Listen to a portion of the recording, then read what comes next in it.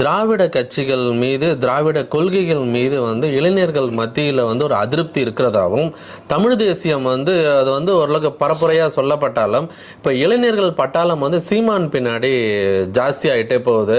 அதுவும் இல்லாமல் வரப்போகிற எலெக்ஷனில் வந்து சீமான் விஜய் கூட்டணி 2 பேரும் வாழ்த்து தெரிவிச்சுக்கிறாங்க.